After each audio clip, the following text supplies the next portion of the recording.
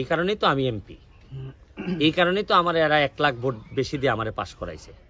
আর এরা তো জানে যে ব্যারিস্টার সুমন, আমি তো বলছি যে আমেরিকান একটা প্রজেক্টের আন্ডারে এখন এই সিএমসি টিএমসি চলতেছে। এইগুলা আমি বলছি যে আমি যদি এরা যদি নাও থাকে, এটা তোমাদের একজন এমপি আছে, ব্যারিস্টার সুমন আছে, সে শেষ পর্যন্ত ওই আমেরিকানরা যা দিছে তার চেয়ে বেশি তোমাদেরকে দিবে।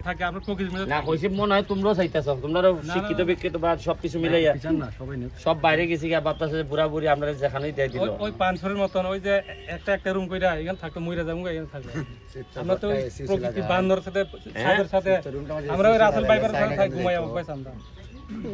ভাই আমরা 3বার এদেরকে আপনার পাশে দাঁড়াইছেন, এদেরকে স্থায়ী কোনো ব্যবস্থা করা যায় কিনা? এবং কি স্থায়ী তো সরকারে তো পুনর্বাসন চায়, কিন্তু এরা আবার চায় এদের প্রকৃতির সাথে থাকতে চায়। তা আমার কথা হলো যে আমি চাই যে এরা তো আবার আমার ভোটার এবং এদেরও তো একটা রাইট আছে, অধিকার আছে।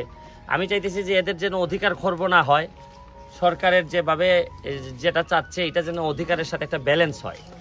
আমি আমার সর্বোচ্চ চেষ্টা করতেছি এদের ভাঙন থেকে ঠেকানোর জন্য, যদি পারি চেষ্টা করে পারবো, কারণ এত বড় ইনভেস্টমেন্ট সরকার ওই জায়গায় করবে না। আমি তো এটা যেটা করতেছি এটা একেবারে ব্যক্তিগত ফান্ড থেকে আমার করতেছি, কারণ এখানে এরকম বরাদ্দই নাই। এই পর্যন্ত কয়বার তাদের পাশে? এরাই তো জানে, আমি 3বার দাঁড়াইছি এই পাশে, এই ব্রিজের এক্সটেনশন করছি, এখন ব্রিজ হয়ে যেতেছে। মানে বিষয় হচ্ছে কি, প্রকৃতির সাথে যখন মানুষ দুর্ব্যবহার করে তখন প্রকৃতি কি করে এটার একটা ছোট নমুনা আমাদেরকে দেখাই দিয়ে যাচ্ছে। এখানে একটা সময় নির্বিচারে বালু তোলা হয়েছে, এখন দেখেন বাঙ্গা সাইড থেকে একদাল লাগাই লিতেছে, কারণ এই আমাদের পুরো এলাকাটার নিচে তো বালুর কারণে আপনি চা গাছ হইতেছে, সবকিছু মিলাই আপনাদের দিছে।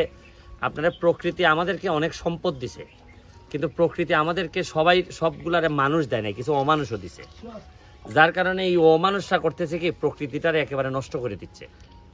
কারণ সবাই মিলে একটা স্বপ্নের সাথে আমাদের এমপি বানাইছে। আমি এখন এই অমানুষ এবং প্রকৃতির বিরুদ্ধে যুদ্ধ ঘোষণা করছি। একটা বিষয় হচ্ছে এখানে সাতচুরি জাতীয় উদ্যানে এই যে প্রবেশ ফিটা বাড়াই দেওয়া হয়েছে, এটা এখন সমস্যা হচ্ছে কি বাড়াইছে তো আঞ্চলিকভাবে আপনি দেখতেছেন সাতচুরি বাড়াইছে, সারা দেশে এটা সেন্ট্রালি সরকার থেকে এই সিদ্ধান্ত নিয়ে দেওয়া হয়েছে, যার কারণে আমরা পরিবর্তন করতে পারতেছি না। আমরা বারবার বলার চেষ্টা করছি যে কোনো জায়গায় কম কোনো জায়গায় বেশি এরকম করা যায় কিনা। এরা করছে কি সব এক, কারণ সরকার যখন একেবারে একক কোনো পলিসি করে তখন চাইলেই আমি অঞ্চলের নেতা হিসেবে তো বা ইউনো বা ওই এসিলেন্ট এরা পারে না। আপনি তো দাবি জানাইতে পারেন না, দাবি জানাইলে এরার আবার চিন্তাটা আরেক রকম।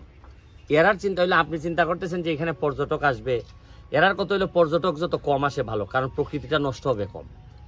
এটা আসলে পর্যটকের জন্য না, এটা হচ্ছে কি রিসার্চ করার জন্য, এটা হচ্ছে কি এখানে মানুষ স্টুডেন্টরা আসবে প্রকৃতির সাথে থাকবে। কিন্তু আপনি যেটা চিন্তা করতেছেন এটা হইলে গিয়ে যে সাতচুরি এটা হাজার হাজার পর্যটক আসবে, কারণ পর্যটক আসলে তো এলাকা নষ্টও হয়। তো এখন আমি চেষ্টা করতেছি যে ইনকামই তো দরকার, পর্যটক মানে তো ইনকামটা অন্যভাবে এদেরকে, যেমন সিএমসি কমিটির আমি শক্তিশালী করতেছি, এদেরকে বিভিন্ন ফান্ডের ব্যবস্থা করতেছি। একটা না একটা ওয়েতে তো এদেরকে আমি বিকল্প পথ দেখাইতে হবে। এই কারণেই তো আমি এমপি, এই কারণেই তো আমার এরা 1 লাখ ভোট বেশি দিয়ে আমারে পাশ করাইছে।